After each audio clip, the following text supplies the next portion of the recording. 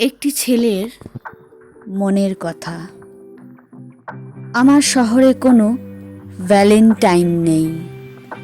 যদি ভ্যালেন্টাইন থাকতো, শহর জুড়ে সাদা গোলাপকে লাল করে দিতাম। কাজলবিহীন চোখে কাজল টেনে দিতাম।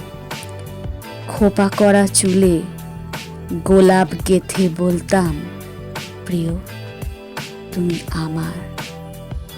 পার্কের ঝোপ খুঁজে আমরাও বসতাম।